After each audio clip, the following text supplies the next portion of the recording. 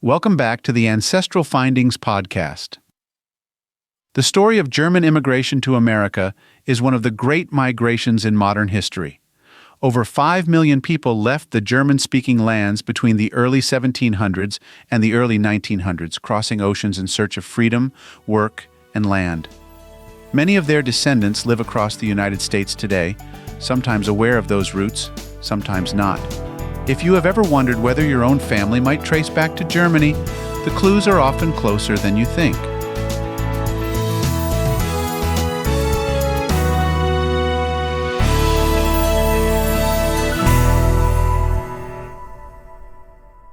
German migration began centuries before Germany existed as a unified nation. In the 17th and 18th centuries, the Holy Roman Empire was a patchwork of small kingdoms, duchies, and free cities. Religious wars, heavy taxation, and poor harvests left thousands struggling.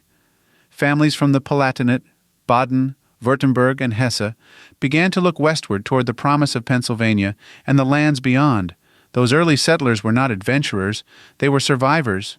Known later as the Pennsylvania Dutch, a corruption of Deutsch, the German word for German, they built tight-knit communities of farmers and craftsmen, brought their Bibles and hymnals, and printed the first German-language newspapers in North America.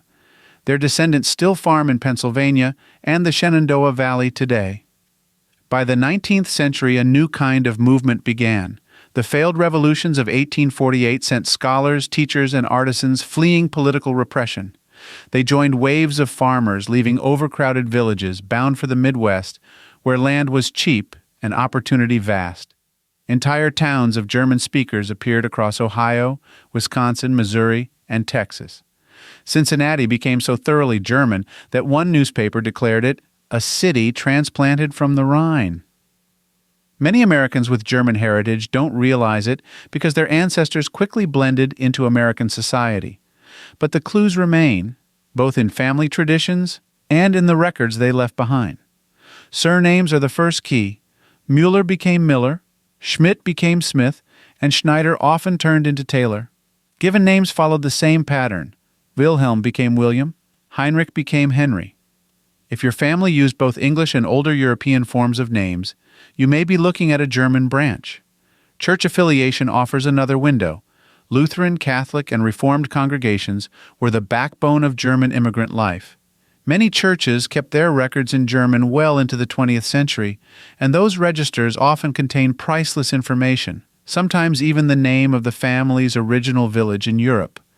Traditions provide subtler evidence. If your family's holidays included a Christmas tree long before it became common in America, or if your grandmother baked Stollen or Lebkuchen every December, those habits came from across the Atlantic. German families carried their customs quietly, even when their language faded. To trace your German ancestors, begin in the United States. Every journey back across the ocean starts with what was recorded here. Census records from 1850 onward list each person's birthplace and can help identify which generation first arrived. Passenger lists from the ports of Hamburg and Bremen, many now digitized, often give the traveler's hometown or province. Naturalization papers can confirm both immigration dates and original citizenship, which is essential, because before 1871, your ancestor was not German, but Prussian, Bavarian, or Hanoverian. Church books in America are especially valuable. German-language congregations kept detailed baptism, marriage, and burial records that sometimes name relatives still living in Europe. These are often the bridge between the New World and the Old. Once you know the specific town or parish, the search can move to Germany itself. The Kirchenbücher, church registers, are the foundation of European family research. They record births, marriages, and deaths reaching back centuries. After 1876, civil registration, Standesamt, began keeping official certificates that include occupations, addresses, and parents' names. Local archives also preserve tax rolls, guild memberships, and emigration files, Auswandererakten, for those who left, sometimes with letters describing their reasons in their own hand. German immigrants helped shape American culture in ways most people never notice. They introduced the concept of kindergarten, founded orchestras and breweries, and influenced architecture and education. The Midwest's reputation for precision and craftsmanship owes much to its German settlers. Even ordinary words, kindergarten, delicatessen, lager, carry echoes of that influence. Yet assimilation came at a price. During World War I, suspicion toward German Americans led many families to anglicize their names, stop speaking German in public, and quietly erase their heritage from view. Despite this, the culture endured in food, music, and faith. The Sunday church picnic, the Christmas market, the brass band at a town fair all trace their origins to those immigrants. Today, more than 40 million Americans claim some degree of German ancestry. DNA testing and digitized archives have made reconnecting with those roots easier than ever. With a few well-placed searches, you might find your ancestor's signature on a ship manifest, or discover a cousin still living near the family's original village.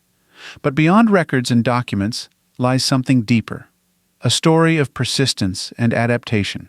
To trace your German heritage is to understand not just who your ancestors were, but why they came, to own their land, to speak freely, to build a better life for their children. Their story became yours. Do you have German ancestry? I'd love to hear what you've discovered. Names, towns, family stories, or photographs that connect your past to theirs. Share your story in the comments so that others might find a piece of their own history reflected in yours.